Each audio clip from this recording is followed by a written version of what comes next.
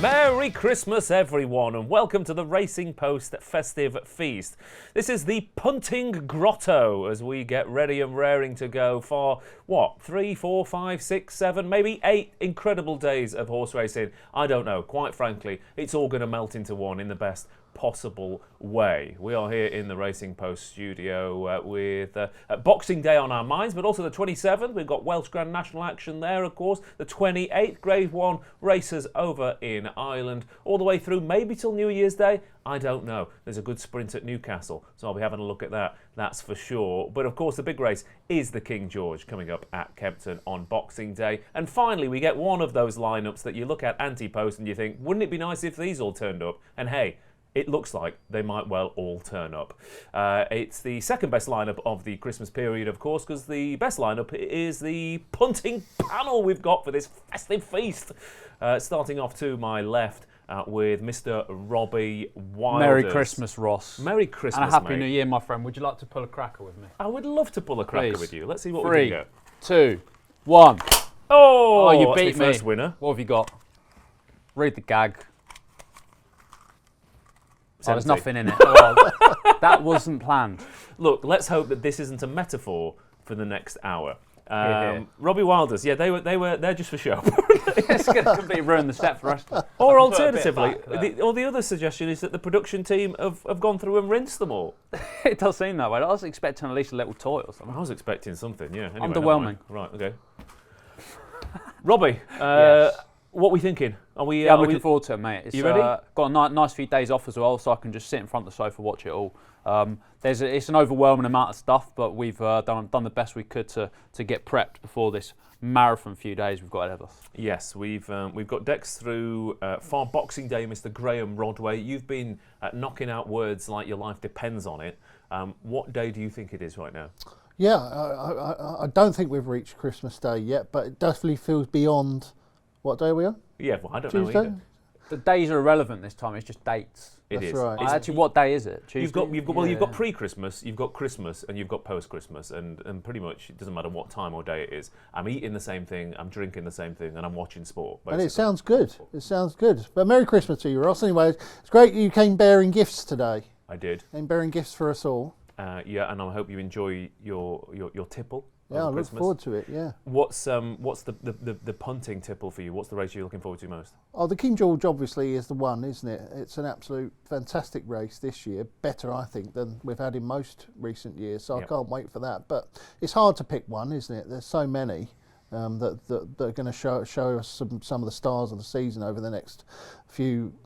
Well, I was going to say weeks, but it's actually days, isn't it? It feel like weeks. It will It'll feel like weeks. But it's In- actually in- only days. In the best way possible. What's your, in terms of at home, what's your family approach to, I mean, again, obviously they know you work in the industry. Do you have it on? Or do you have to sneak into the separate room to watch the big races? What's the vibe? It's very much a laptop, earphones in job for me. None of my family have any interest in horse racing whatsoever. Right. So it's going to be quite a solitary experience, but I'm fine with that. They've got some Christmas film on or something in the You background. don't want them ruining it for you. No, exactly, yeah. Just don't talk to me for like 2.5 hours. Yeah. And then after that, let's chill out. Fair enough. Anyway, let's go over to Paul Kealy's grotto, shall we, and see. I feel like we should, for next year, Keels, I think we should have punters come in, sit on your lap, and they can tell you what they want for Christmas. Absolutely, they absolutely can. More than welcome. Merry Yeah. Christmas to you, my good man. Yeah, Yeah. no, I would say, Robbie, you got it all wrong, haven't you? I mean, I'm as a natural miserable git. 12:30 Boxing Day. Everybody else, shut up. The telly is on with the racing until 4 p.m. and there's nothing you can do about it. Wow. Sounds 12:30. wonderful, That's a bit late because surely you have to put the laptop on earlier to put the bets on, right? Eh? Oh yeah, but I do that in the morning. Yeah, fine, yeah. When I walked into the office earlier on, you had a face like thunder. Yeah, That's your Christmas. yeah. That's Well, your Christmas I was vibe? half asleep, to be honest. And I was trying to concentrate. But yeah, that's me. There's a lot going on, Keels, isn't there? There's a lot going on. What are you looking forward to? There's loads going on. I mean, obviously, like Rod has said, I mean, the race for the purists is the King George, isn't it? It is a race of incredible depth. The race I'm most looking forward to from a punting perspective is the Welsh National. Okay, all right. Does that mean that you've got a nice ticket, or you're going to get stuck into one? I'm going to get stuck into one. All right, good. There you go. There's a lovely little teaser there, isn't it? Let us know down below in the comments what your race you're looking most forward to, or arrange that into a sentence, and tell us below. Put your naps in capital letters as well, and we'll see how they go. It's strange not having the live chat to interact with here, because I'm going to have to go on and congratulate people individually over the course of the Christmas period. But let's start off with Boxing Day, boys, because, of course, again, it is very, very rare that you do get the declarations that match the entries. And in particular, when it comes to the King George and an Irish Challenge, you expect them all to stay at home for the Savills. But we've got Gaelic Warrior versus Fact or File once again, and an incredibly strong British challenge. Now, I'm going to come to Keels' Grotto first, because there are a lot of horses in here that people will have plenty of opinions on, none more so than Gaelic Warrior, who we spoke about last time out. And again, the opinion of Gaelic Warrior, it almost feels like completely different depending on who you talk to. Either he's the most reliable top-class chaser in the world, or you can't predict what he's going to do. Well, he's certainly not the most reliable, is he? 'Cause he didn't win a race for 12 months after he won the Arkle. I mean, I have been a massive fan of his since day one, but I've literally called him wrong virtually every time he's run. Right. So never really get him right. I'm not backing him this year for a couple of reasons. First of all, Willie Mullin's stable form, slightly worrying. 3 winners from 44 runners since the 7th of December. Last winner was at Catterick in a bumper. That's a sentence no one's ever said before. His strike rate is as lower than it ever has been, I think, in the weeks leading up to Christmas. It's not always like that. I mean, last year he had his worst ever Christmas festival at Leopardstown, 4 winners from 59 runners. So, and the year before I think was his 3rd worst in the last 10 years. So whether it's by accident or design, because you don't know, do you? Like, you know what I mean? He wants his horses to be ready in the spring. Correct me if I'm wrong, but I don't feel like anything that Willie Mullins does is by accident. Well, no, exactly, yeah. So you know, how fit are they going to be? And the other thing with me is if you were, you know, if you know anything about the bounce theory in racing, that is, you know, proponents of it would tell you that if a horse runs really big off a layoff and then runs back a few weeks later, the chances are that it won't run quite so well. And, you know, I had a look, I went through 15 years and I found 20 horses that had run to Racing Post ratings in the 170s on their first start of the season in November, who then ran in December, and only 6 won. 6 from how many, sorry? 20. Right, okay. And only 1 improved on its RPR from the previous run, only 1 of the 20. And I presume, given the quality of the horses, three they went off of short them price favourites. 3 of them won King George's, so it's not like it can't be done. Yeah. But there were plenty of short price favourites. The only horse of Willie Mullins's that ran in the 170s was Foreen, and he went on to run the worst race of his life over hurdles next time out, at odds of 2 to 9 or something. Yeah. Like, you know what I mean? So you've got to bear that in mind. It doesn't mean it will happen. I'm told I was out with I was out earlier in the week with connections of Gaelic Warrior, and you know, by all accounts, he's absolutely buzzing at home. Yeah. Like, there are no negatives whatsoever from what he showed them, but you don't know until they reach the track, do you?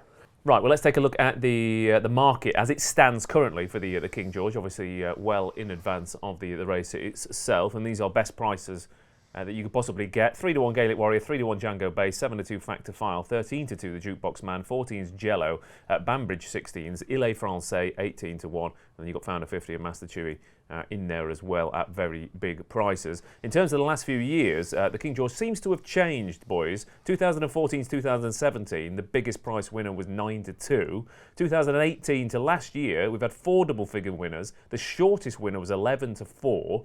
And we've very much had the youngsters coming to the fore. There's only been 4 6-year-olds who have run in that time. One's won, one's finished 2nd, Spillane's Tower finished 5th, and Hitman, bless him, pulled up. So what's changed in the King George over the last few years, Rodders, that whereby it used to be a procession for a top-class horse, and the last few years it's been chaos in the best way possible? I don't know. But it has. It feels like it has. The stats say it has. Yeah, maybe it's just like, you know, if you get a bunch of favourites to win, then it's regression to the mean, isn't it? You know, I don't know. You're asking me an impossible question. I was hoping he wasn't going to pivot to me when he said that question. But it used to be, maybe the races are more competitive. Maybe Well, I mean, on some occasions we have had horses that were clearly much the best. Yeah. Whereas other times it's been wide open, and it just depends on. But it's the last 7 years. The shortest price winner was Braveman's Game at 11-4, and before that you had really top class. You obviously had your Quarto years, but Clanders Oboe win it 2 years on the bounce, and Q Cards, and almost fairly obvious winners.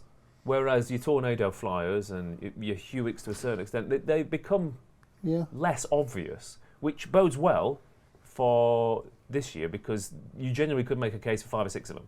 You could indeed, and it's a much deeper race than I thought it was going to be. I had a look at this a couple of months ago, and you often don't really get the sort of main Mullins guns turning up in this race.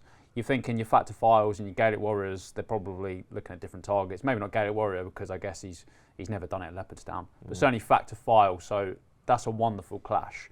I kind of hold Keels' reservations about having that hard race in the John Durkan, those two horses. Because they did. I mean, they it was just a ding-dong, hammer and tongs 2-horse race for a long way out. Yeah, exactly. They pulled well clear on testing ground, quick enough turnaround from that.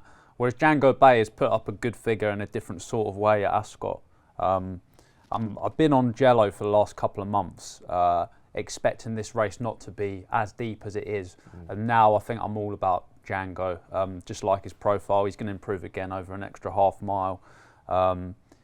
He's only been chasing for barely 12 months and he's already achieved this much, whereas we're talking about third season chasers in Gaelic Warrior and Factor File, so who knows what he could do. I think we could be looking at one of the real stars of the sport after Boxing Day. Well, again, and that unexposed talented 6-year-old, that's yeah, exactly. Like, he'd be surprised if he's already reached his limit, his zenith. I don't think he has. I think he's probably got a few more, maybe half a stone of improvement there. Yeah, well, that's the. You agree? I agree. Fantastic. There was nothing in the Christmas cracker, so hopefully, this handshake will be better. Still shocked me. That biggest shock of the show so far. I know. Disgraceful scenes. Rodders, who are you signing towards? Useless, isn't he? This Mullins fella. How many winners has he had in the last month? He's gone at the game, hasn't he? 2 or 3. He's gone at the game. Useless. Yeah. This is why you're not on Twitter, isn't it? Don't worry, they'll clip it up. But this Gordon Elliott, he's surpassed him in every possible margin, hasn't he? Like he did last year, up to New Year's Eve. Yeah, no, I mean, I'm worried about Gaelic Warrior and Factor File for the same reasons that Keels has already said. I mean, I think they had a really hard race there. I can't believe that Mullins was thinking that these two would go back and take each other on just a month later after knocking 10 bells out of each other in the John Durkan. It's quite un-Mullins-like, actually. If you watch a lot of the races at the Dublin Racing Festival, Mullins is actually able to control a lot of those races because he has so many runners in them. And I often think a lot of them are slowly run deliberately. Like they run at slow paces at the DRF in order so that his horses don't have too hard a race going into Cheltenham. If you look at a lot of the finishing speed percentages at the DRF, they're always a lot slow, a lot faster than you'd be thinking. And what was it for the John Durkan? John Durkan was around about 101, I think, which is bang on par, isn't it? Pretty much. I don't know the exact pars for Punchestown because someone out there will probably go and dig them out and say he's talking nonsense. But around about 101 means you run the race about evenly, doesn't it? That's what you expected. And hence the time was very solid. But Gaelic Warrior went out and they did have a right old battle up the straight. And like I say, I just don't think that's an ideal preparation for such a competitive King George coming in. So the two that I had on my radar are the two British ones. I did like Django Bay. He's quite short now, though, isn't he? He's challenging, I think, Gaelic Warrior for favouritism, isn't he? Given Mullins' poor recent record. So I think the Jukebox Man is well worth a chance here. I know that he's the joint lowest rated runner in the field and he's got no form of substance, but... So some way to start a case. The worst deal for a selection ever. No, it's because I know that. Only because I said this to him earlier. It's because I know that in a minute this fellow on my left is going to chime in and tell me exactly that. So I'm beating him to the punch here. I love the prawn curry. I know I'm allergic to prawns and I don't like curry, but I love the prawn curry.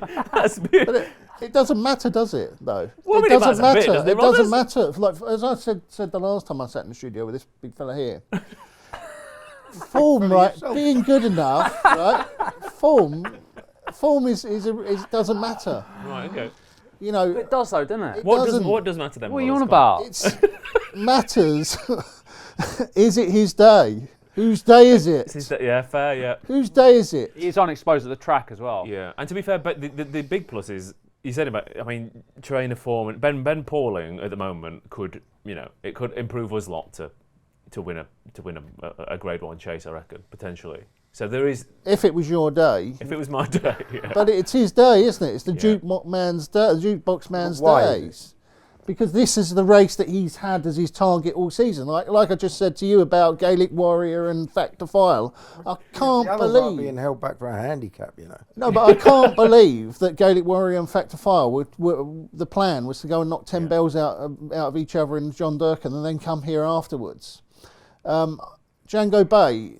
Very impressive. Is this not Ascot. the plan for Django Bay? Because I kind of got the feeling it I was. thought that going into Ascot was a bit of a fact-finding mission. It was typical Nicky, right, we're going to have this all fairly close to being right because we don't know if he's going to be a 3-miler, but we're going to find out. Yeah. And we did find out, and I think he is going to stay from at 3 miles. He is going to be improved for it. Whereas I think that, there's no doubt about it. If you ask Ben Pauling, even this day last year, if you ask him at the end of last season, if you ask him at the start of last season, what is Jukebox Man's big target this season, every single time, he would have said the King George is his race. It does remind me a little bit in the sense of sort of Mike Bite a few years ago in terms of he's running as a novice over Christmas at Kempton because that in 12 months they're hoping they've got a King George horse. Yeah, and he's run 3 times, so yes, he's got no form of substance, but he's not had a chance to prove himself against the top horses out there yet. And every race that he's had over fences, he's looked brilliant. He's jumped well, travelled well, done everything right, put the race to bed nicely. And that spin at Haydock last time out, unlike Gaelic Warrior and Factor File, who like I say, had a really hard race, they went round really, really sedately there, a bit like they do at the DRF. And they muddled round. They finished at around 116% or something. He just had to sprint up the straight. It wasn't a hard race. It would have taken a lot of the freshness out and put him bang spot on for this. It reminds me, I mean, not that I do this very often, as you can tell, but, Rob will know this, right? You go down to the gym, right? No. You look at Keels, mate. You're not telling me you have either. Yeah. Because they've got a free coffee machine. I know where you're going, but please make the case. Yeah, go on. Rob, conditioning, right? You go down the gym, you do a really hard sesh, right? You've got a bit Tommy. You go to the gym. Yeah, you go to the gym. Yeah. Well, I don't. Well, me and you have had a couple of really hard sessions, mate, but they weren't in the gym. Yeah. You go down the gym, right? You have a really hard session, right? You sort of recoil a bit from it, don't you? Yeah. Well, it's like Fair enough. I when I was into running, ran a couple of half marathons, and I had a training plan. And you don't run 13 miles the week before. Exactly. What do? You go out and you do what the jukebox... You do 80%. You go out, you do what the jukebox man did. You go out, you finish at 116%, you have a nice toodle round, take the freshness out, you put yourself spot on for this race. And that is why the jukebox man is going to win this race. It's his day, Ross. Do you want a stat? Yes. Since the race changed, it seems to change since 2018, there have been 9 horses rated sub 160 who've run in this, and they've all finished unplaced. Yeah, but they I won't... couldn't find any record of any horse that had failed to run under 160 ever winning it. So, I just think he's got nothing against the horse. He's a horse of huge potential, quite obviously. All right? But he goes into the race being, having the worst form. His form is no better than that of Master Chewy's at the moment. Master Chewy's 150 to 1. How many I times? expect him to be miles better than Master Chewy. I do. But, right? but I think the But he's price-wise... on this price factor alone, he's just the wrong price. Well, he should be I think Jello's he'll price, and Jello should be his I price. think he'll be at least 10 to 1 on the day at the off. I think he'll be at least 10 to 1. Yeah. I mean, How you'll be many- happy because you can back him. How many times has Master Chewy run over fences? That doesn't matter. That's Loads and loads and loads. How many times has Jello run over? Loads and loads. They've had loads of opportunities to go and record huge figures. The jukebox man has had 3 starts. Yes, we're saying you that. You can't record RPRs of 160 plus after 3 starts over fence. How many of those Well, you can, 160? because Very few Gino did it on his Very first few one. would have done it. I would say How Django ma- Bay probably did as well. How maybe. many of those 160 horses that you were talking Yeah. about actually went into the race having been unbeaten in 3 starts over fences? Look, None. Roger's- The answer will be none. Nobody's denying that the horse is full of potential. Right. But this is the deepest King George we've had for a long while. And the form that he's shown so far is so far below what's required that his price doesn't reflect it. It's that simple. We've got 3 weeks to get through, so let's wrap this up by saying I think he could be a King George horse, but I feel like he might be a King George horse next year, and he might run well. But I think the price is the key, isn't it? And personally, I agree with you. I think he should be Jello's price. I think Jello has shown enough to get involved here, and they should swap around. But again, everyone's taking different angles. So I agree with Mr. Wilders to my left. I think Django Bay is the pitch-perfect horse for this test. You're going with the Jukebox Man. Yep. If that's what I'm gathering from this. I'm with Pretty the sure. Jukebox Man, yeah. Pretty sure. You go, I think last year's winner is wildly overpriced at 16-1 Banbridge. Okay. He is officially the third best horse in the race. Now I know he hasn't done much since the King George last year, but he shaped really well in that 2-mile race when he come back. He was only 5 lengths down, jumping the second last, allowed to come home in his own time. He's always needed that first run. On his second run last year, he would have gone very close to beating Energy Mean, giving him £10 at 2 mile, and then the time after that, he obviously did win a King George. Now the ground, there's not a single drop of rain pretty much forecast anywhere in Britain or Ireland over the next few days. The ground's going to come right back in his favour. And I just expect him to run well. I'm not saying I expect him to beat all 3 of the big guns because I respect all of them, but I do think he's the wrong price in the market. And it could be, this is day, this is Banbridge's race, This surely. is definitely Banbridge's day, Yeah. no doubt about it, like the Jukebox Man. But we did just say that this is the deepest running of the race in a long time, and last year's race I thought was one of the weakest, and he only just won. Yeah, fair. All right, okay. So we'll be back tomorrow to preview the rest of the Christmas. Dragged on a bit, isn't it? Fast Enjoyed forward, every though, minute can't of you? it, So like. good luck. No, but it should look. This is the thing. I think it is the best King George lineup we've seen in years, and it deserves us to dig into it. Absolutely. And personally, I genuinely can't wait. It's one of those races ever since. I mean, even obviously your Corto's destroying them, but I still get a little bit of goosebumps thinking about. I don't know. Just pretty much every single King George, even your Tornado Flyers, where you kind of thought, how the hell is that one? It was still an absolute blinder of a race and an incredible finish. And when they turn into the Kempton Home Straight, apart from Corto, when was the last time you saw a King George where you didn't think, crikey, there's at least 3 in this? And that's the joy of this race, isn't it? And Kempton can be a little bit deceptive in that sense because it's very rarely is of those 3 actually in it. But you don't know until it comes down to the crunch. So Django Bay, Jukebox Man, Banbridge. Right, lovely stuff. Loads of other races to talk about over the Christmas period, most of them on Boxing Day, to be fair. We could do an entire 3-hour show just on Boxing Day alone. But let's stick with Kempton and talk about the Christmas hurdle, which in theory won't take anywhere near as long as the King George. Sagino, it's a classic Hendo bait and switch, with Sagino back over hurdles against the perennially underrated Golden Ace. Or will she be overrated now? Will we start rating her and therefore she'll start getting beat? There are other horses in there, your Celtic Dinos of this world as well.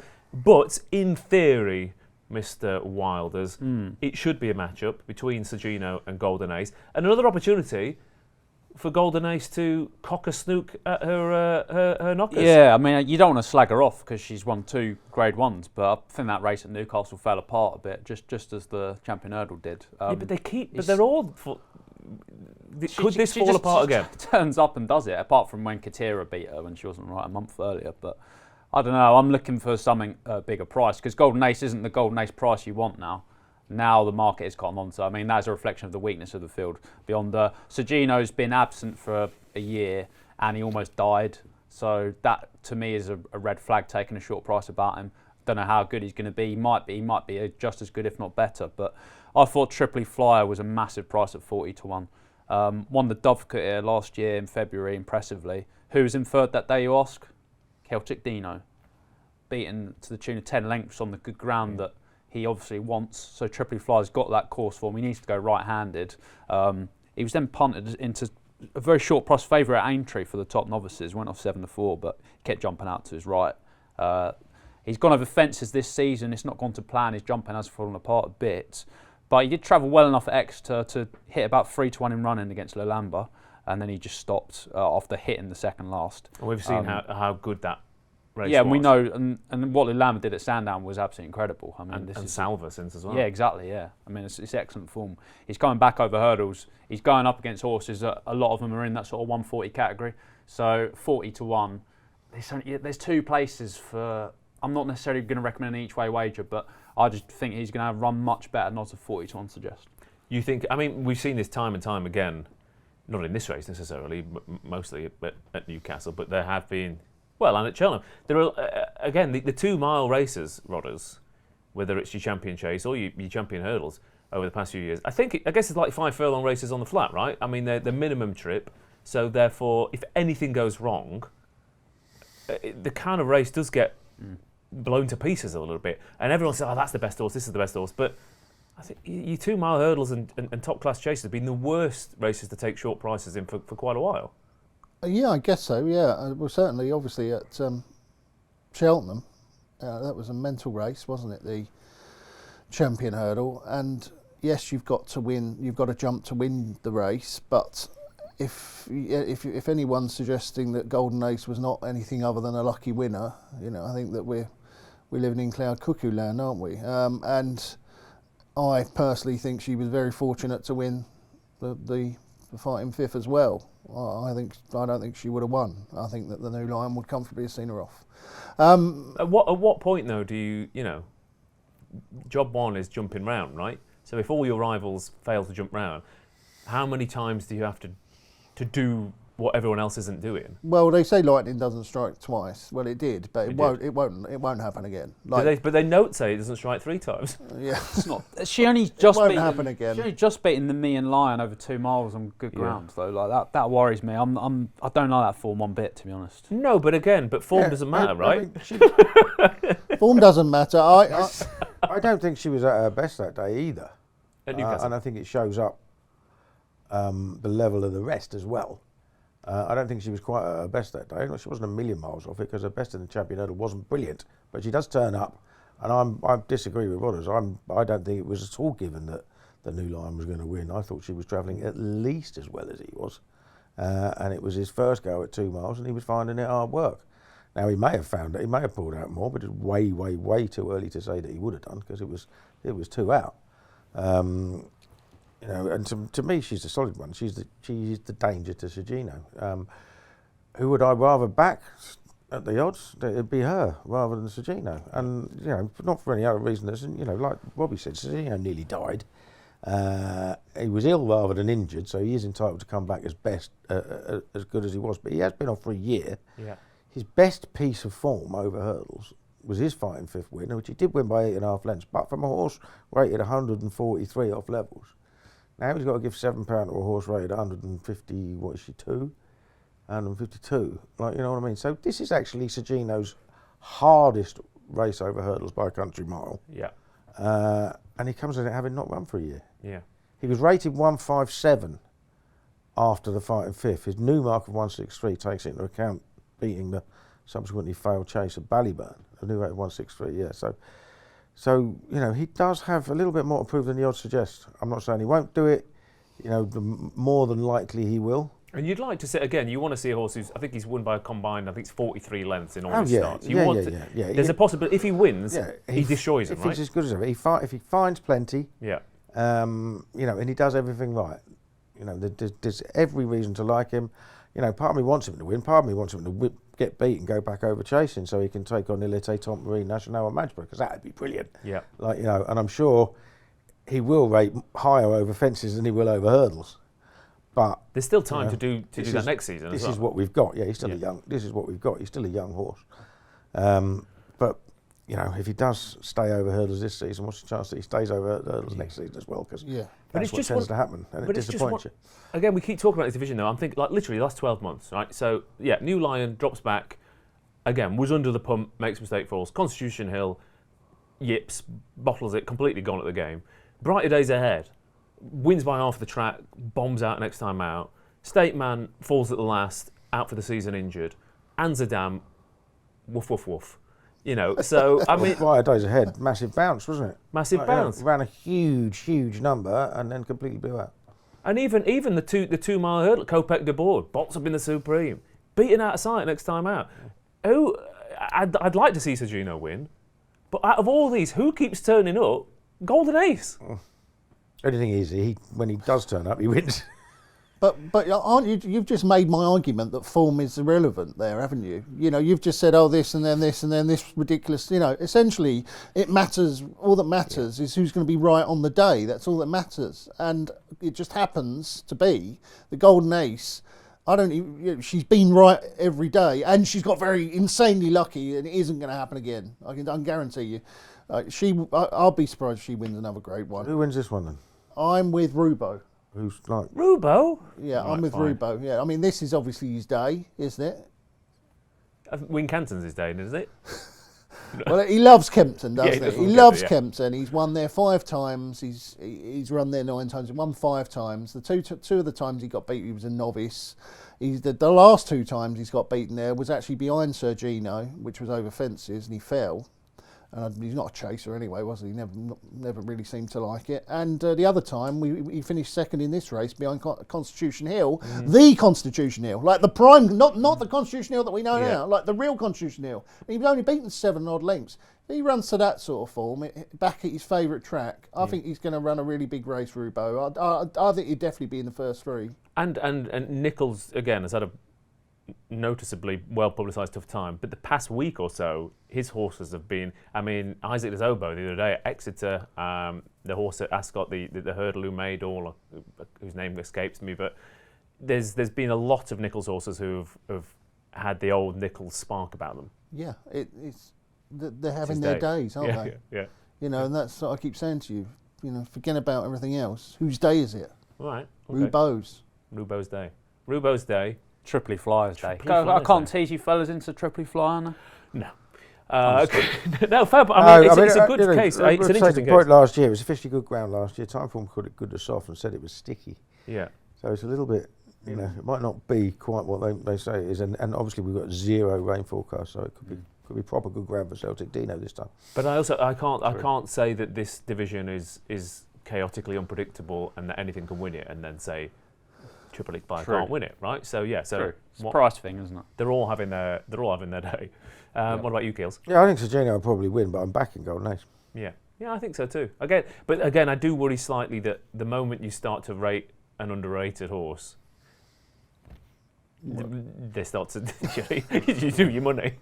So who knows?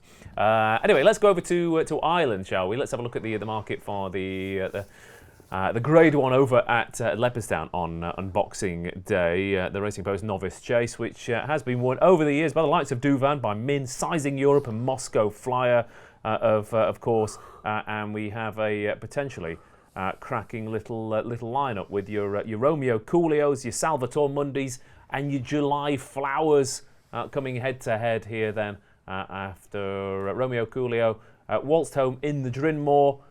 July Flower bolted up over at Cheltenham, and Salvatore Mundi got beat at long odds on by a stablemate. So again, it's a strange old lineup form-wise, but Rodders will tell us in a second that doesn't matter. However, Romeo Coolio is again maybe Keel's one of those horses that people haven't.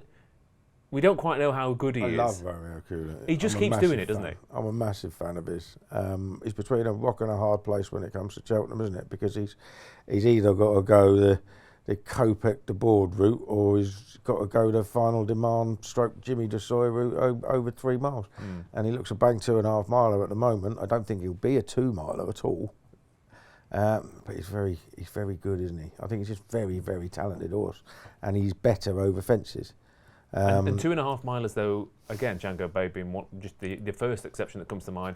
2.5 milers do often win 2 mile novice chasers. As long as they jump cleanly enough, and the proper 2 milers don't, which is what happened in last year's Arkle, obviously. Yeah. With Badgesborough, and that's the thing. But he's looked fantastic, and I think he'll win again at Leopardstown.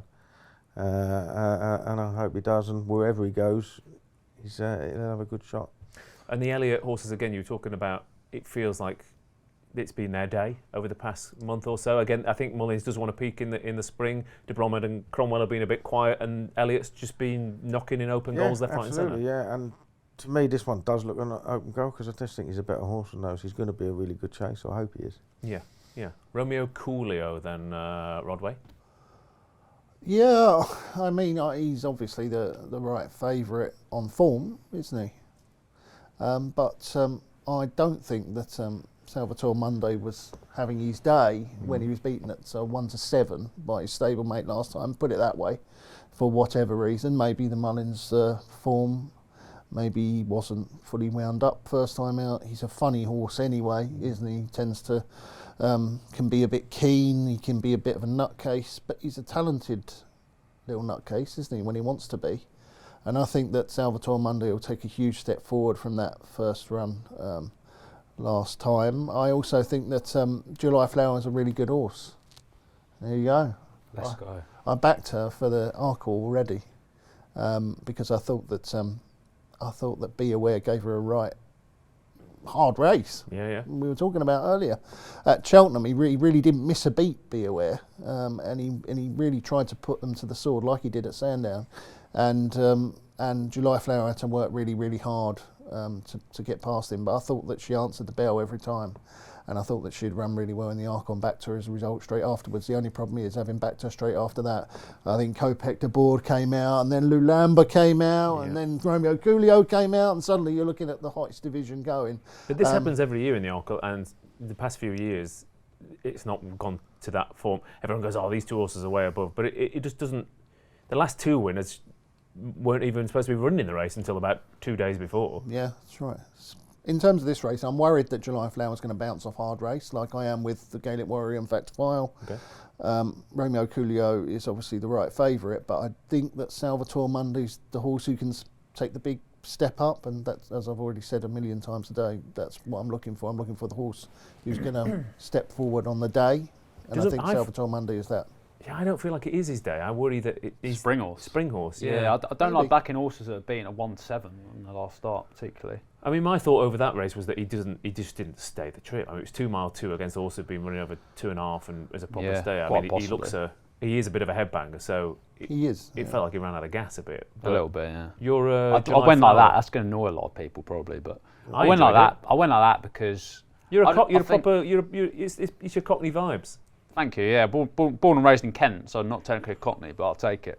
I just thought July Flower's a bit of an each way bet to nothing at 5-1 for 3 places. Yep. I think Romeo Coolio is the best horse in the race, but he does look more like a 2.5 miler. He's coming back 3 furlongs in trip. He might have too much class, but I don't for 1 minute expect July Flower to be out the first 3, so she just makes appeal as an each way bet there, considering the amount of runners. I thought the Arkle trial, I thought she won that with a little bit in hand, to be honest, over Be Aware. I thought that was quite impressive.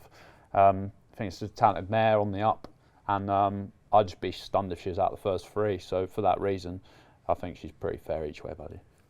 Do you have any? We're talking about trainers and form and whatnot. Is there any concern about the de Bromhead horses? A slight bit of concern, mate. Yeah. Yeah. Nice rebuttal there. Yeah. I'll just throw something out there. Please. Right? 2.5. Romeo Coolio or Lamba, who are we having? At 2.5. At 2.5. Romeo Coolio. Really? Yeah. No. I think the Lamba beats anything. Lamba beats anything over any trip, doesn't it? I think so. Well, I mean, you've asked my opinion, and you've just told me that You're wrong. Right. yes. Well, actually, I mean, is he getting £6 weight for age or whatever it is? Yeah, it's a that's factor true, as well. Yeah. That's it. Yeah. And have the Henderson Wait and horses? see. Have they been falling out the back of the telly at Cheltenham? I don't. You know, there's a lot of there's plenty of time to go for that. All right, so I mean, I'd make Lulamba favourite, but I wouldn't say it was a foregone conclusion. Yeah. I don't know. Yeah. So, I mean, I really do like Romeo Coolio though. And again, I really like him. I hope he's really good. Yeah. It's one of those. There's just nothing flashy about him, which is partly why I turn up, get the job done, try your arse, try your arse remember, off. these horses that that's not technically swearing, so we're fine. I meant to say try your heart out, but it came out try your arse off. These horses who are get beat in the novice hurdles and all that, and they think, oh well, not quite as good as those. Like, they can come through, can't they? Remember Sergeant John? Yeah. Nice. That's about 40 second in the years ago, Supreme, second in an Arkle, ends up being a Gold Cup winner. So these horses can come through. Yeah. So it might be his time to shine over fences. Django Bay reminds me a lot of Sizing John, actually. Yeah. Thinking of back over the years. A horse who really probably shouldn't have won the Arkle, but it was a weak Arkle. He just managed to get home. Going to be far better over further. Yeah. Yeah. Nice. All right. Yeah. I mean, it's another cracking lineup, isn't it? Your Romeo Coolio versus July Flower versus Salvatore Monday in one of the most fascinating divisions of the of the winter. There's loads more going on Boxing Day, so I'm sure we also have other fancies and angles on the race. I quite like one in the Formby. There's currently 8 runners with an odds-on favourite who, again, we're going to get Keels versus Rodway once again on my daddy Paddy, because I believe that you both agree completely on this horse, don't you? Well, Keels is going to make the same argument that he made about the King George, but I mean, for me, on Friday night, my daddy Paddy will be sub 2-1 for the Supreme. Okay. I think that he's going to win and win easily. I think that he's a proper horse. I think he's going to be a champion hurdle horse, and I think that because he just looked so good at Haydock. What did you like about him there? I've used the argument that if it looks like a duck and it quacks like the duck test. Yeah. You know. Oh, the Keith Melrose says I think he's the good horse alarm. Yeah, you know, when again, it goes off. It's not all visual. Like, how many times have we got this time of year? There's been a British horse at the head of the market for the Supreme in recent years. Not many. We've got a top trainer who speaks in glowing terms about him, and by all means basically telling you he's going to win unless there's a very, very good horse in there on Friday. We've got the fact that when he ran at Haydock, it was the fastest time on the card, and over the last 2 furlongs he was 5 lengths faster than anything else on the card. The old double whammy. Which is the fast time, the fast finish, the key angle.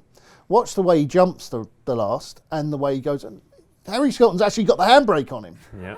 Like, he's trying to hold the horse back. Yeah. And he's still 5 lengths faster than anything up the run. And yes, it was a weekday and there were a bunch of, there wasn't any other Grade 1 horses. But if it looks like a duck and it quacks like a duck, it's a top class horse. Guess what? It's a top class duck. And this is a top class duck, and the thing is that you can go to RPRs and all that, whatever. Yeah. But he faced 2 rivals last time. Yes, he got an RPR 140, and Old Park Stars rated 143, and the Supreme RPR has to be 160 or whatever, or I don't know what it is. But he hasn't got a chance. He's not had the chance yet to show how good he is. Nor has anybody else in the entire division. He will on Friday have the chance. He will take on proper horses, and he will be even better in a better race. Okay, so that's the defence, the prosecution. My only issue with the current price of the Supreme Novice Hurdle is that he hasn't done much at a time when nothing else has either. Yeah. The Irish haven't shown their hand. The first 3 in last year's Supreme Novices Hurdle ran at Leopardstown last Christmas. The Irish win it far more often than the British now. I know Dan Skelton is a super trainer, and he knows exactly what he's got, but the horse hasn't done anything remotely out of the ordinary. He's just the only one to have put his head above. He's just put his head above the parapet. Yeah, that's it. So he goes into this form with the best form in the race. He goes into the Formby with the best form in the race. But according to the official handicapper, only by £3. Harry Fry loves Idaho Sun by all accounts. He's 4 from 5. His only defeat coming in the champion bumper. You've got Diamond Frontier of Chris Gordon's.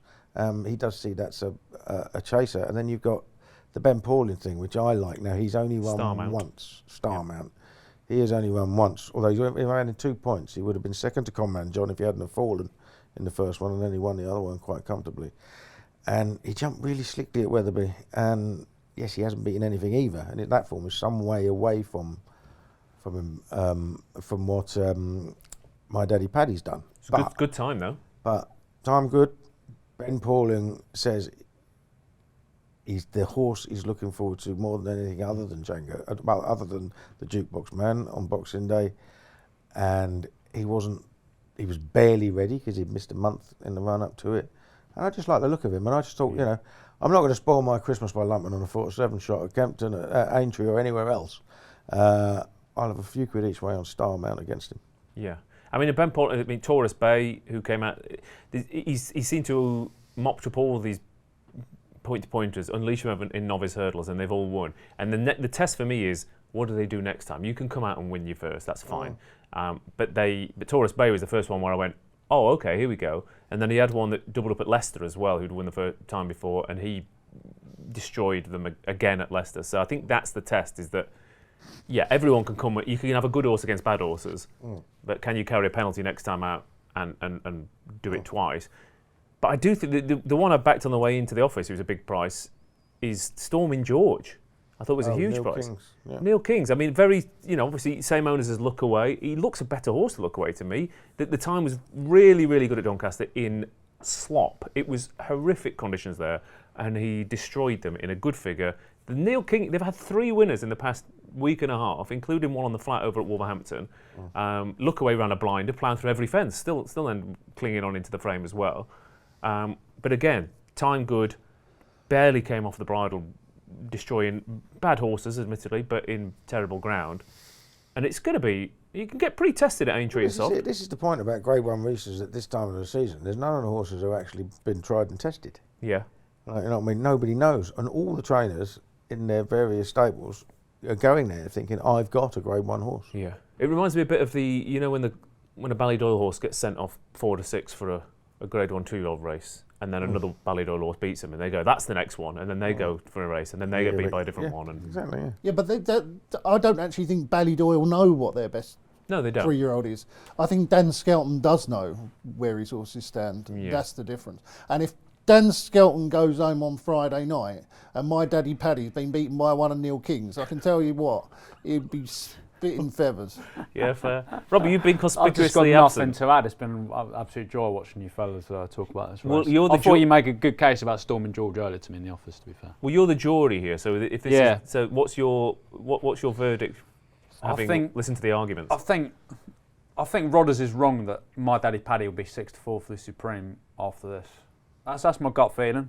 I thought you said 2s. He's already been. He said 6 to 4 to me earlier. Maybe he's Anti-post getting more playing's gone, mate. conservative. But we just don't know. So you can't be that confident either way for me. Yeah. I'll sit it out. But I thought you did. So I might just copy what you did, Storming George. To be fair, I thought you'd make a nice angle. What else on Boxing Day do you like, if anything? Indivol Bleu is running at Aintree. I'm very interested in him. In a 2-mile-4 handicap hurdle. I haven't got the time on me, sorry. But I thought he ran a cracker in the Jerry Fielden on his return. The winner was just like one of the best backed horses of the season, Tutti Quanti. It was like opened up at 18 to 1, went off 9 to 4. Indivol Bleu hit the line really well that day. He's stepping up in trip. He's always been a very promising horse. He put up huge figures in bumpers. He's just been a bit fragile, but it's encouraging that he's putting 2 quick runs back together, and I think he's definitely going to rest another half mile. So he's probably the one for me at Aintree on Boxing Day. Ollie Murphy, Waitley, Silks. That's Exactly. That's the chap, Yeah. isn't it? Yeah. Sean Bowen not around, but Jack Tudor, an interesting booking. I'm fine with that. But I mean, it's Boxing Day, isn't it? So it's Exactly. Like There's a lot of people around in different places. There's jockeys all over over the shop. Rod, is anything else on Boxing Day? There is one, but it's at Kempton in the 12:45, and I can't remember what it's Well, I'll tell you called. what, I'll ask Keels. I'll get it up for you. I'll get the 12. It's the only To be fair, there's so much racing going on. It's Mine's fair in that enough. race as well, funny enough. But I mean, I will second Indivol Blue because I backed him anti-post for the race at Ascot just gone that he didn't turn up in. But it's another Ollie Murphy horse called Barlavento, who was second to You Can't Be Serious first time out over fences at Exeter. They both run in the race again, but You Can't Be Serious has won since, so he's £7 worse off. I thought he'd be the danger to the favourite, which is Noble Park, trained by Nicky Henderson, who absolutely gagged up by 20 odd lengths last time, but against Ben Paulin's Vanderpoel, who did win at Ascot but didn't stay the 2.5 mile. So that's what I was looking at. I thought he'd go very close. All right. I've also backed that horse. We mentioned any of those that you fancied in that race? Please. No, actually, sorry, it's not. Is it the Josh the 12:45. Boss race? No, it's the Courto Star. The Courto Star. Oh yeah, let's talk about that. Yeah. I don't know if he's running. You'll have to tell me. Thomas Moore, does he run? No. He does. Does he? He's currently the 25 to 1 outside of the bunch. You've got as they stand right now, Kitsball 9 to 4, Salva 11 to 4 with Wendigo, 10's Blue King Doru, Crest of Fortune 20's Thomas Moore 25 to 1. Hobbs and White. Yeah, I mean, I like him. I like the way that he won at Ascot. I know that Lucky Place obviously disappointed and maybe doesn't like chasing, but if you watch the race, Thomas Moore didn't look like he was even mastering the second coming off the final bend. It looked like it was going to be a real, and he's actually really, really strong up the running, and he pulls right away, doing all of his best work at the line. 2.5 that was, so he's going up to 3 here. He was 5th behind Stay Away Faye in the Albert Bartlett 2-3 years ago. So he's got Grade 1 form there, and he just looks the type who's going to make a better chaser than hurdler. I think Salva wants soft ground, and I'm not sure that he's going to have his conditions. Kit's Bull is obviously a big danger, and he's the chosen one because Jim Mullins also had Jimmy Desoy in it, but he's obviously going to be a very short price, and as we know, Keel's already said, Mullins is the form of his string. Do you want to be taking his horses? Short. I thought the first show was 15.8. You want to be taking short prices about Mullins horses. I don't mind backing Salvatore Monday at 7-2, but do I want to be taking sub 2-1 on Kit's Ball? No, thank you. So Thomas Moore at a big price for me, Ross. And in that race, Blue King Daru I thought looked quite short because he couldn't jump on his first 2 starts over fences. So I quite like that angle. To be fair. Yeah, fair enough. All right, that's Boxing Day, and the other one, really short, but the short, probably a short price, but the horse called Club de Rev by Harry Durham, who ran in that race with Storm and George in. Over at, but he's basically just got really rock solid form and ran into one last time out. Again, this is the problem with having brains completely gone. Who did he run into? He ran into a good horse. Never heard of the horse. It wasn't his day. Anyway, Ross. We don't know every horse's name. Yeah, let's just. I know the name. It's just the. I know you do. I don't know. Never heard the form one. But a related double for me with Storm and George, please. Yeah. I'm going to tell you who he ran into, and then you're all going to go, oh yeah, it's good form that. He finished second to Gentleman to Boot at Exeter. I've heard of that horse. Brocade Racing. Brocade Racing. Thank you, yeah. Correct. Got one. Yeah. All right. Right, that's Boxing Day for you then. There's loads of video on the Racing Post YouTube channel this week. Upping the ante has been a joy to watch so far this series, and if you want to catch this week's episode, the link is in the description, and you can get all of DJ and Johnny Deneen's thoughts for the Christmas period. Let's string a few more sandwiches out of that turkey and stuffing then, shall we, and move on to the 27th of December, where Chepstow, of course, takes centre stage with the Welsh Grand National. A fantastic lineup for this staying chase, or currently it is anyway. We don't have the decks at the time of recording, but in theory, there's at least 4 or 5 hugely progressive staying chasers who go for this test. Let's have a look at the betting as it currently stands.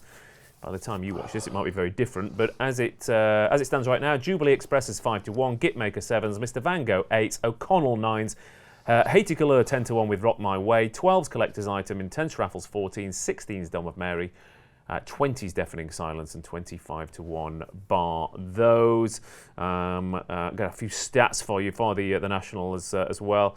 The Chepstow December race that Jubilee Express won has thrown up 3 of the last 5 winners, and in one of those years they didn't even have a runner come out of it. So 11 have come from that race, 3 have won, and 5 have placed. So it's very, very, very strong form. Sam Thomas has run 19 chasers since the start of October, and he's won with 9 of them in a variety of races. And in terms of profile, 73 horses ran in this who did not complete on their last start. None have won, and only 7 have placed. In contrast, 99 of them came in off a win, and a third of them hit the frame, and plenty of them won. So people spend a lot of time, Keels, looking at horses in these kind of races. I don't know, in Nassalam, for example, and think, oh, this has been the target, this has been the target. But I feel like these races more than ever, you need to be coming in these days In form. And you fancy one that I fits that fancy profile? one that absolutely fits that profile. I mean, you can understand why Jubilee Express is favourite because he won a trial and he was second last year. But I think the market's dominated by proper soft ground stayers. And the ground was good to soft in places given on Monday. The weather forecast just is going to be dry for the entire week, not a single drop of rain forecast, and windy. It's going to be good to soft good in places by the day. We're one of the fastest ground Welsh Nationals we'll have had for years and years and years. So the absolute standout has to be, for me, Rock My Way. Now, it took a while to get off the mark over fences, but when he went to Joe Tizard and then got up to a marathon trip, he's running 3 marathon races in his life. He was second to Haiti Galore in the National One Chase. He was 5th in the Scottish National, and last time out, he won doing handsprings at Ascot. I mean, he's gone up £9 for winning 11 lengths. Right? He could have won by a fence. And it wasn't just that, he quickened away from them. He just gave him a nudge after the last, and off he went. Like, you know what I mean? And a lot of these are soft ground plodders who just gallop on at the same pace all the time. This horse has got a change of gear for a stayer, like, you know, especially on ground like that. He remains £11 better off with Haiti Color, even though he's gone up that much for 4.5 lengths for the National Hunt Chase.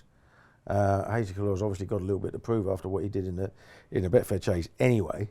Comes in after a bad one, whereas this horse comes in after a monster career best, doing it on the bridle, and he's 10s. I don't get it. The third finished second in the Tommy Will, by the way, on Saturday. Yeah. So you know the form's got a boost of sorts. That was My Silver Lining? My Silver Lining. Yeah, I think Rock My Way should be fab. Well, he did it in a way that suggests Chepstow, because the Chepstow, again, if you turn into the home straight, if you can't be coming from the back. You need to kick on them, and if he does the same again, it'd be there. Yeah. Up the front. We don't know how many runners we're going to get. There's only 22 at the 5-day stage. So we might even have less than the maximum field. We don't know.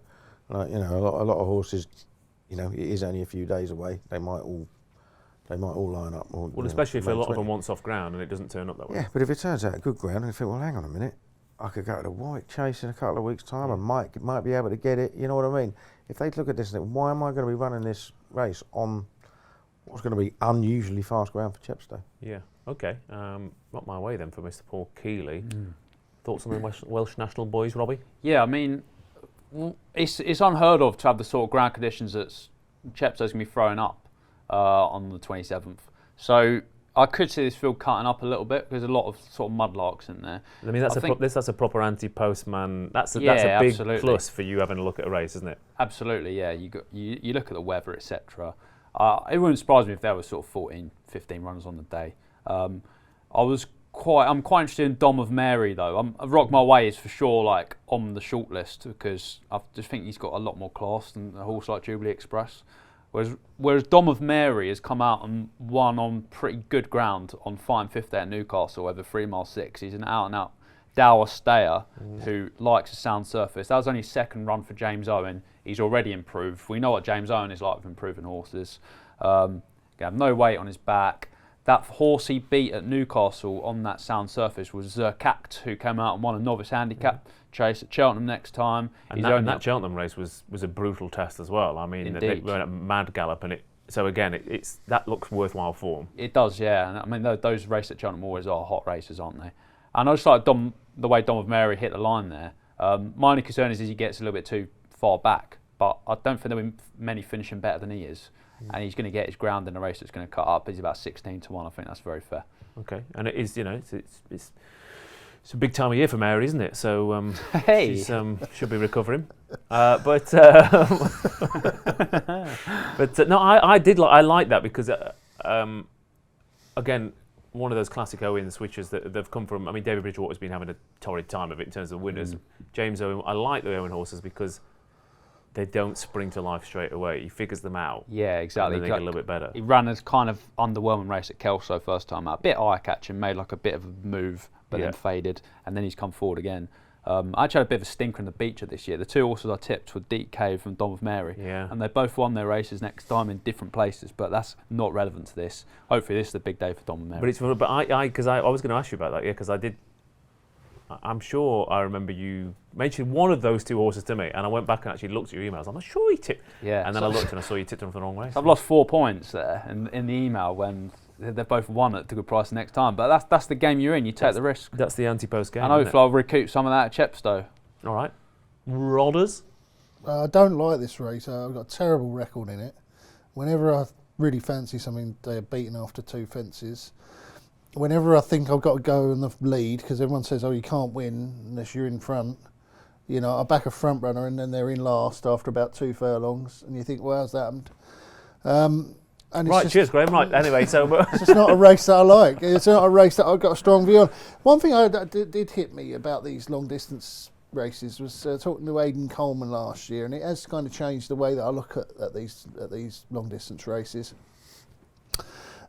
The most important part is what Gills was actually saying about Rock My Way, from what I could gain from a rider's perspective. To win these staying races, you actually need to be quite quick, if you know what I mean. Like, you have to have late speed, because they're often not run into end gallops. So you have to be able to really quicken towards the end of the race in the same way that Gills has made a case for Rock My Way. Whereas obviously... Your record's so bad, please don't tip it.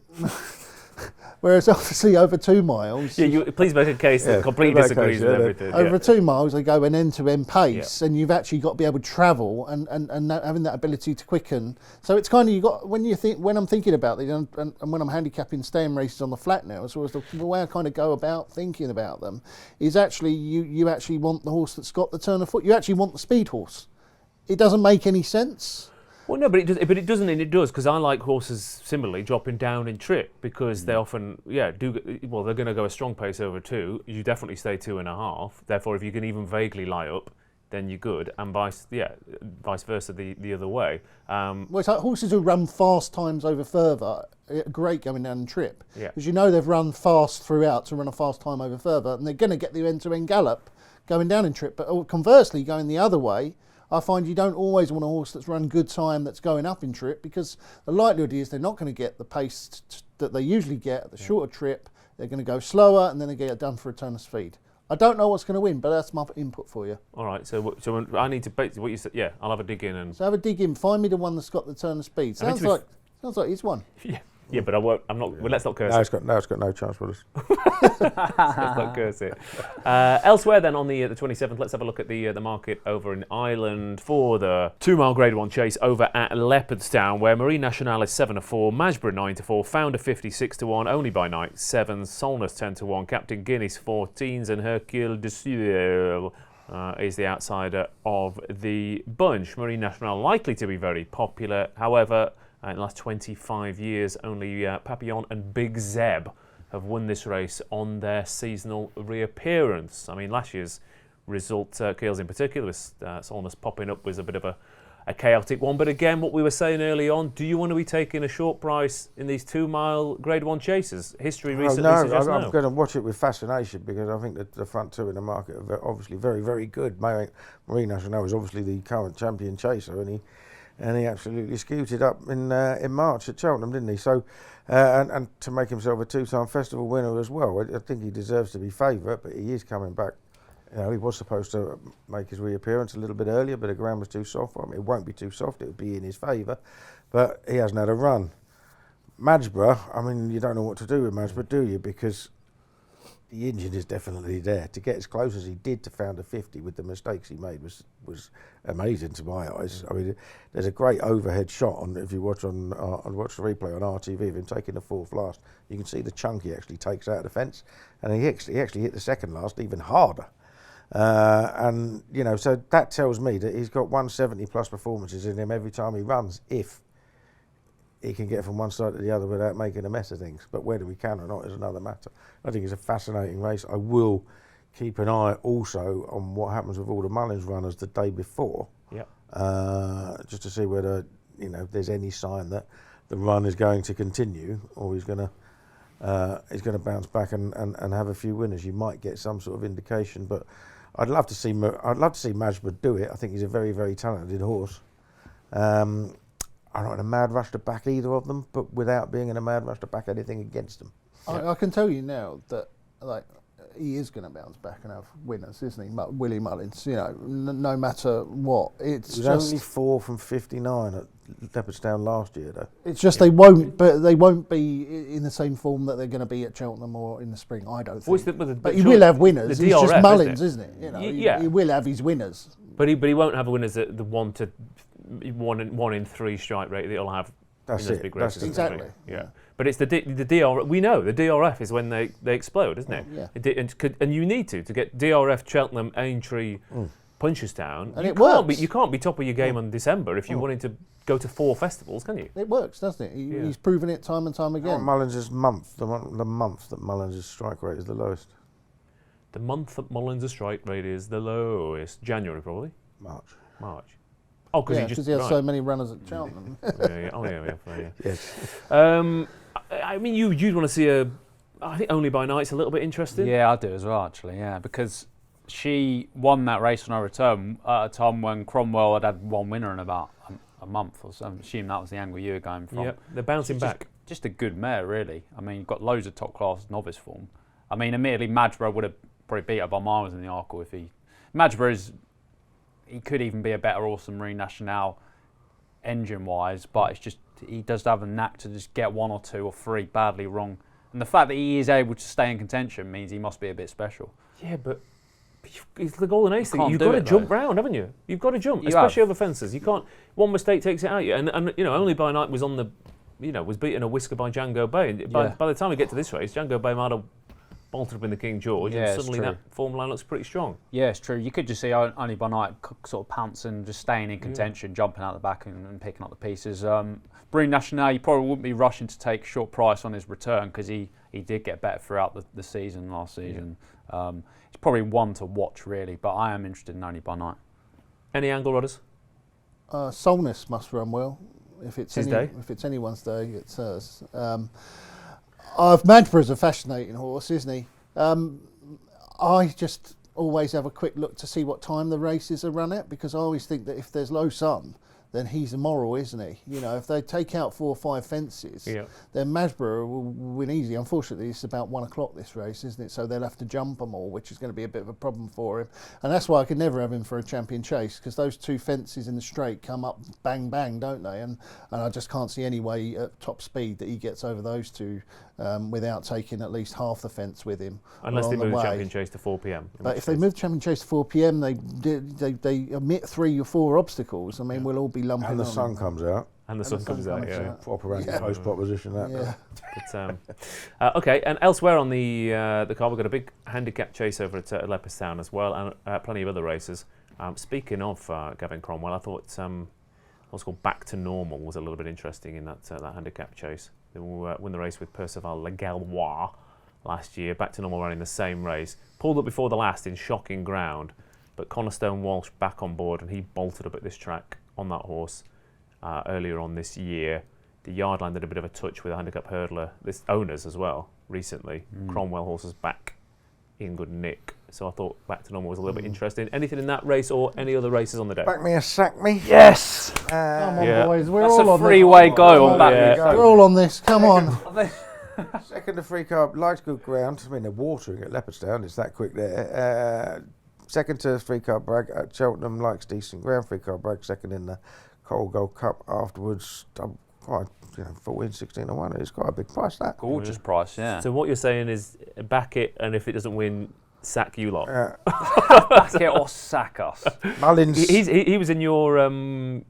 you stepped in I've for put Tom this Siegel? horse up in a lot of different things. Yeah. He's the better the Christmas period for me. I like the Cheltenham form. The race was running quite a quick finishing speed, and he ran his final furlong about half a second quicker than anything else. If you again, it's one of those stop the video, and I say to you, this horse finishes second. You go, what? Yeah, exactly. Like, he's obviously very, very well handicapped. Yeah. He's obviously a strong stayer. He's obviously on a very good mark. Again, in these chases, you'd rather be sort of prominent. I just worry he might get one wrong and end up a bit too far back, but he will be hitting the line hard, and he shouldn't be double figures. He's a sort of horse. There's normally 1 or 2 horses get really a big gambled on this race, and he's the type that he could go off 5 to 1 and you just wouldn't bat an eyelid, I think. Yeah, this is a team bet, this one, isn't it? Back me or sack me. I made a very similar sort of argument for a lot of horses that I made on this show for back me or sack me before that race at Cheltenham. Like, he had absolutely 0 chance on form. He'd shown absolutely nothing, but Sean Bowen was getting down to 10 stone 2 to ride him, and Emmett Mullins was bringing him over. And I just thought, well, you might as well just back it. And back me or sack me. He probably should have won. I mean, it was a funny race.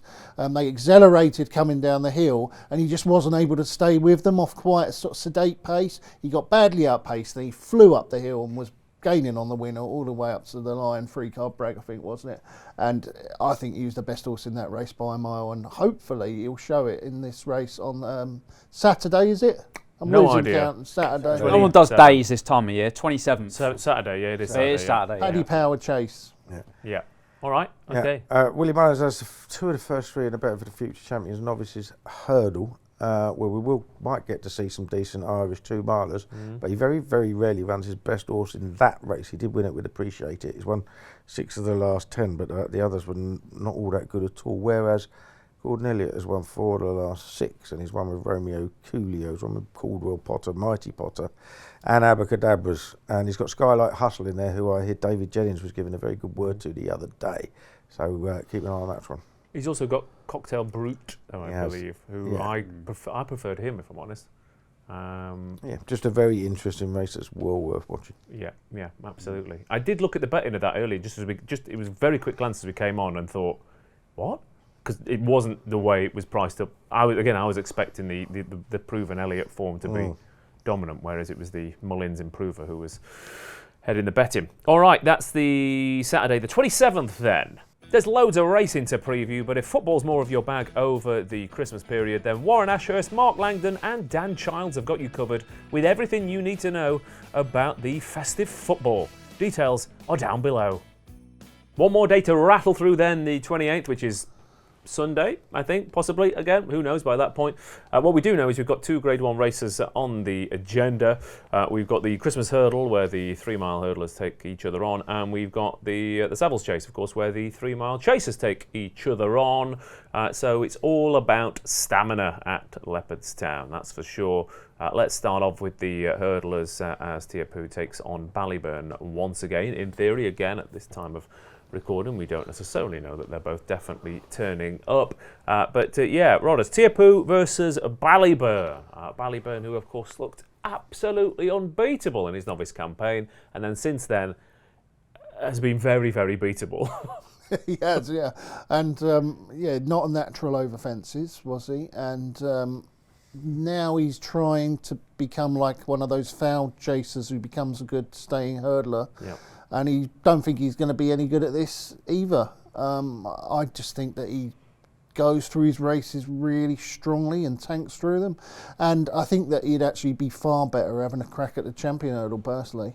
I said earlier about horses who run over shorter distances. They want an end-to-end gallop. Ballyburn wants an end-to-end gallop. What he does not want is a mess around and sprint up the straight, because he's keen.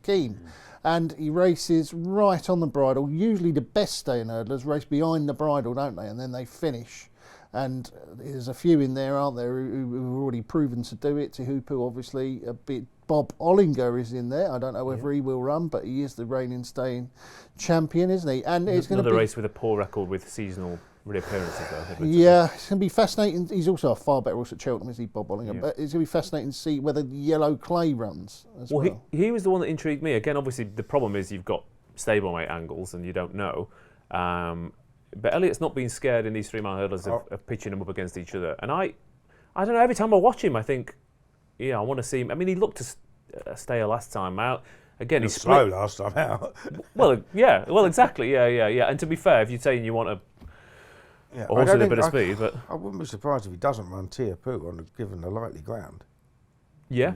I mean, they are watering at the moment. There's no rain forecast at all. I mean, he's not he's not a good ground horse, is he? And he did say afterwards, he said, we'll look at it, because he's not entirely certain that he'll just wait until Cheltenham, but he also said that if the ground isn't right, he won't run. So the Yellow Clay might actually be the Elliott one. Might be the one. Yeah, I thought it was very interesting. I mean, again, he split the New Line and Final Demand. He's run his face off that day. The money piled him for him that day as well, didn't they? Yeah. I'm hoping that Ballyburn wins, because I backed him at a double-figure price for the stayers in March. The only bet I'd had, and I'm feeling quite confident about it now. But I'd like him to stop eating grass on the way round in the early stages. I mean, that He has got head carriage is just absolutely ridiculous, isn't it? And I can understand not settling and all that, but I mean, he's got 2 brothers that won at 3 miles. He was flying at the death there. He got 3 mile well enough over fences, given how many he hit. So, I'd be hopeful that he does, but I will concede that it's not yet proven that he's an out-and-out stayer of the trip. And it's funny, him and Factor File, both people they talk him up, this, that and the other, but they get beat twice as many times as they win. Factor File's only 2 from 6. I think Ballyburn's the same. This horse, they're fantastic on the day, but they go off short prices and get beat. Yeah, a lot of horses that were good novices, and they're good novice hurdlers. I mean, a lot of the time, that's the best they're ever going to be. Because horses improve past them. That's just what happens in racing. And sometimes you get ones that come along and they do dominate for a long while, but it's rarer than you might imagine. Yeah, it's from a footballing angle or whatever. It's like you often get these young wonder kids or whatever. But it's very different to then turn that into a career. And I feel like that's it's incredible novice. To turn up year in, year out and do it is a different game. The other big Grade 1 is the Savills, the 3 mile chase. Bet of the year coming. Bet of the year. Yeah. Well, that's a bit strong, isn't it, Rob? No, stick with it. Come on. I mean, the year's almost over, so. Normally these. Another one next year. give it a week. Normally these sort of 3 mile Grade 1s at Leopardstown, you think Galloping the Champ, 8 to 13 wins easily. But he did miss his intended comeback in the John Dirk, and he's obviously a bit behind schedule. Mullins would have left a bit to work on, I reckon. He is imperious at Leopardstown, but I don't know. I don't think they would want him to have too hard a race going into the DRF than the stepping stone into the Gold Cup. I know the way you're thinking has done nothing away from Cheltenham, really. Yeah. And I just think a horse I could see going really well is Champ Kylie, who's on the up. He's about 16 to 1. I think this race will cut up. I think he's a right each way price at that because he's a prominent racer who will probably control a slowish pace, and he has the speed for 2 miles, as he showed when just beaten by Night, giving her £11 at Naas on his return. His best form as a novice chaser was over 3 mile 1 at Punchestown, beating Ballyburn 6.5 lengths. I know Ballyburn can't jump, but he still won that pretty easily. He's just a 9-year-old who's not had many starts, who is on the up, and this is his day, whereas the big two will be building towards the big day in March. And I think I could just see it turn into a bit of a sprint, and they can't catch him. Yeah. I thought he was quite interesting. I thought the other one was Affordale Fury. I like that horse as well. Noel Mead's in the best form he's been in God knows how long. And he's another one of those horses who's coming forward with every run. He's only 7 years old. Only Tidal Bay, 44 horses, I think, in the last 15 years or whatever, 9 or older in this, which rules out Champ Kylie to a certain extent, but only Tidal Bay's won it. So it does tend to be... Horses do peak in this race. They come to the fore. Affordale Fury ran into Envoy LM when it was his day. Beat Appreciate It last time when it was his day. But he's only finished out of the frame once over fences, and that was when he's beaten 40 lengths and there was something amiss. But he's just getting better and better with each run, and he's a big price. Is it like 33 to 1? Yeah. Yeah, something's going to run really well. I can't have the big two at shorter odds considering their prep for this. Yeah. Or I think that one of them, at least one of them, has blowout potential. Yeah. But these two horses we put up are in better form coming into this race, and they're massive prices. So yeah, all for that. I'm loath to take on Gallopin de Champ around Leopardstown because he's an absolute machine round there, isn't he? I can see why you would want to, given his prep. And the vibes from the Cromwell McManus team seem to be that maybe we might see the real I Know Your Way you're thinking. I mean, he's strengthened up a lot in the market. Yeah, he's quite short, isn't he? And when he's good, he's clearly very good, isn't he? I don't remember too many Gold Cup winners down the years, Killed. You might be able to help me here, who have got such an in and out profile as this one. Yeah, well, I was thinking, there's two things I was reading. First of all, I was reading into the fact that JP's put his foot down with Factor File because while Mullins might not run two of his best horses together, he doesn't want to run Factor File against I Know the Way You're Thinking. Leopardstown. You suggested that JP might have said... JP might have said, right, yeah, and there aren't many owners who can put their foot down with Willie Mullins, but I think he's one of them. And so that decision was made, and I think partly that's made because Mr. Cromwell said we're actually flying. That's my reading of it. Could be complete nonsense. I also think what you're saying about his in and out thing. I think they were preparing him for the Grand National until they realised that if they'd actually put him in the Irish Gold Cup last year instead of dropping him right out the back, they might have gone very close to winning it, and they suddenly think, hang on a minute, we've got a Gold Cup horse. So I think next time he runs over 3 mile, we'll see what happens, but it wouldn't surprise me if he do see the. He did win a Grade 1 at Aintree after he won. He did. That is a fair point. After I watched it, so I mean, he can win elsewhere. So I expect him to be bang right, and it wouldn't surprise me if Gallopin de Champ wasn't because he's had that. I think Gallopin's the most likely one to bomb out of those two. Even though he's been bomb-proof at Leopardstown, it's not quite. He's not going in there with the prep that you want, and he's nearly 10. Yeah, he's I'll tell you what I'll take from this chat. Whoever's day. It is. Champ Kylie. It's going to be their day. Yeah. And by the sounds of it, it's not going to be Gallopin de Champs. But it could be I Know Your Way You're Thinking this day. Could be. Well, to be fair, but again, need your prep run, win this race, have 2 months off, 2.5 months off, whatever, 3.5 months. Crikey, time flies, doesn't it? And then getting prepped again for Cheltenham. It's very, very doable. And the Cromwell horses again. they were badly out of knit when he ran.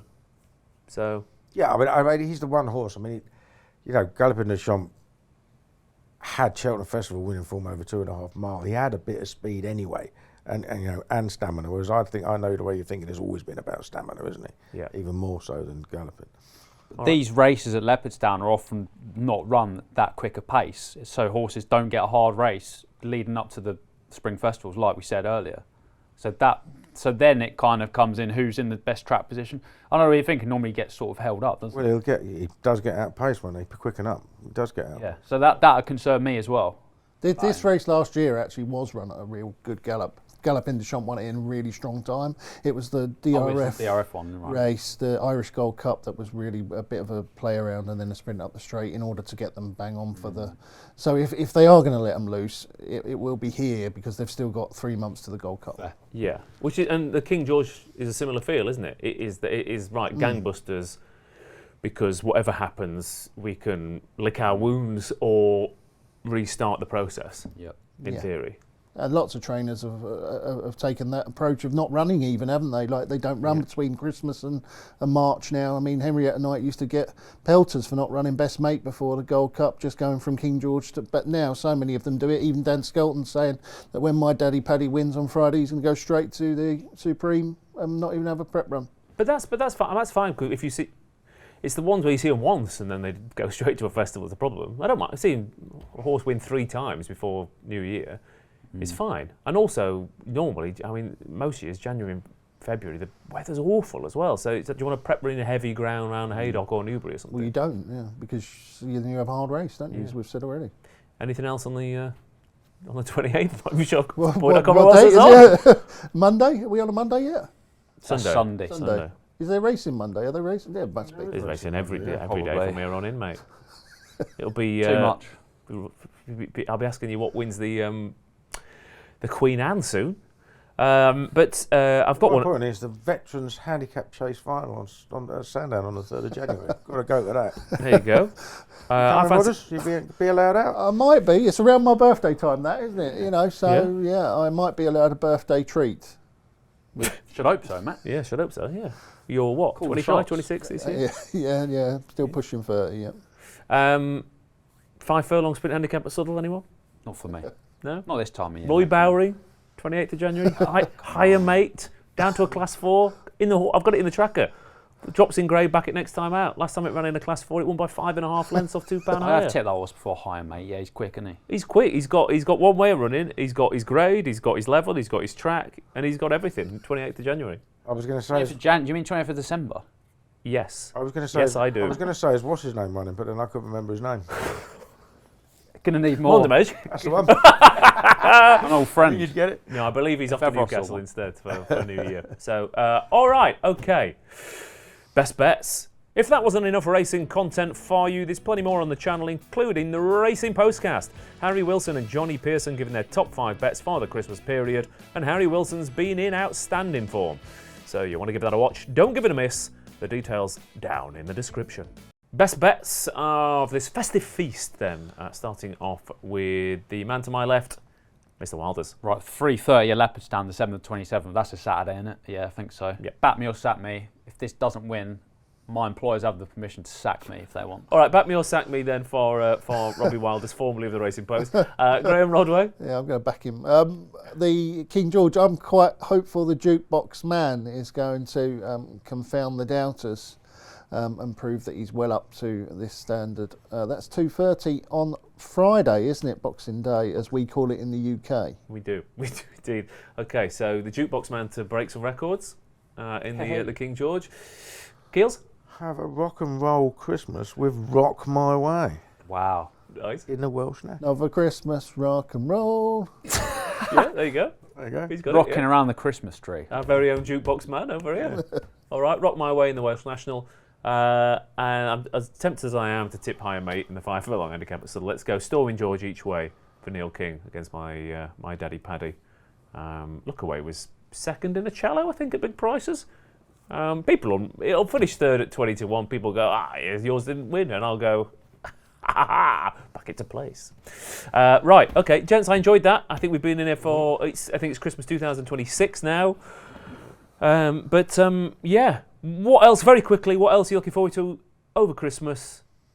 What you got in any films? Any traditions? Yeah. Anything? I'm looking forward to my mum. You ever watch Richard Osman's House of Games? You do. She's prepared a bespoke House of Games for the family. Oh, yes. Your answer smashes, your all those, and there's a Taskmaster board game I'm looking forward to playing as well. Oh yeah, nice. Yeah, it's a good Christmas at the Wildest household, mate. I love it. I love it. That sounds good. Should we go round? Yeah, should we go? Come along. We'll go and play games around Rob's. No, I'm looking forward to playing on Christmas Day. I bought this game the other day. It's called Horse Racing Nights.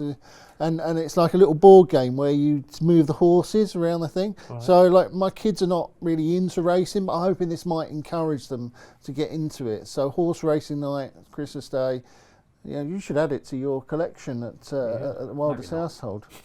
With all due respect, Rodders, the last thing that would ever get kids into something is their dad telling them they should be into it. That's true, yeah. What you need to do is tell them that you need to do the complete opposite. Yeah. You can't play with that game, kids. You've got to have one day a year not involved with horses, haven't you? Yeah. No. Yeah, Not possible. Not possible. Keels, what about you over Christmas? Yeah, got a big gathering round on the 29th. I'm looking forward to everyone taking the mickey out of my mum for when she forgets everything and the games that we play.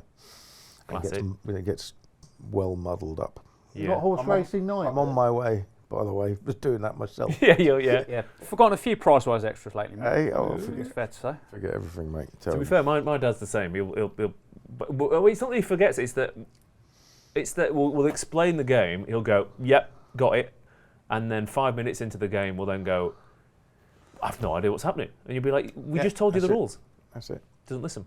Yeah. What about you, Ross? Funky Christmas plans? I'm going to my father-in-law's in the Dales, and there's a pub that his This sounds good. cousin runs called the Queen's Hotel in the Dales, the Queen's Arms. It's exceptional. It is. Wow. It's a proper Yorkshire pub, low ceilings, dartboard, raging fire, fantastic food. Sit in the corner, drink yourself silly, walkable back to the house, fall asleep at 4 p.m. or whatever. I You think sold that's it well. You had me until you said dartboard. Yeah, this man can't throw a dart. You should see him play darts. It is Comedy Central. Yeah. It's comedy. Even money to hit the board. I wouldn't even take that. But odds on to hit someone else and injure them. Right, okay. I hope you have a wonderful festive period, and we'll be back in the new year with the Live in the Nose. But let us know what your best bets on this festive feast are. And, of course, follow all the action on the Racing Post website. It is going to be fantastic. I hope you enjoy every single second of it. See you next time.